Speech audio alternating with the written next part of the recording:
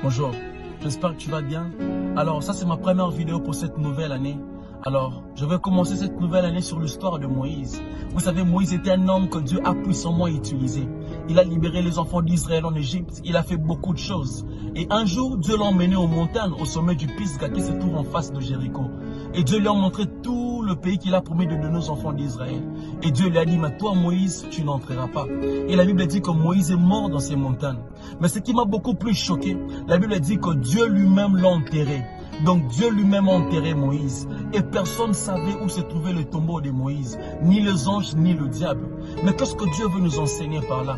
Qu'est-ce que j'ai compris par là? Que dans la vie, qui que tu sois, puissant que tu es, parfois la discrétion est très importante. Vivre mieux, c'est vivre en cachette. Ta réussite ne fera pas plaisir à tout le monde. J'aime cette phrase qui dit, n'écris pas trop ton bonheur, car la jalousie a un sommeil logé. Tu ne sais pas qui est jaloux de toi.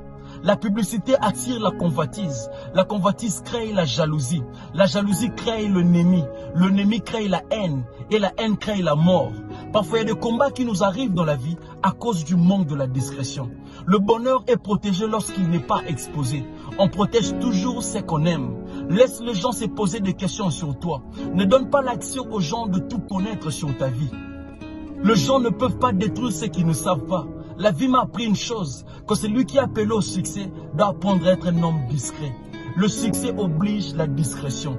Tout projet n'est pas à dire. Souvent, le projet lui-même doit être surpris d'être réalisé. Ne confie pas tes problèmes à tout le monde. Tu n'es pas obligé de faire savoir à tout le monde ce qui est en train de se passer dans ta vie. La même personne à qui tu parles de tes problèmes, c'est la même personne qui se moque de toi. Ils font semblant de t'écouter, mais ils se moquent de toi à la fin. Ils font semblant d'avoir pitié de toi, mais ils sont contents de leur cœur. Ils font semblant de t'appeler au téléphone, mais ils vérifient si leur sorcellerie a marché. Ce n'est pas tous ceux qui apprennent de tes nouvelles qui se soucient de toi. Et tu n'es pas obligé de tout publier sur les réseaux sociaux. Vos erreurs, vos souffrances, tu n'es pas obligé. Un moment dans la vie, il faut se retirer.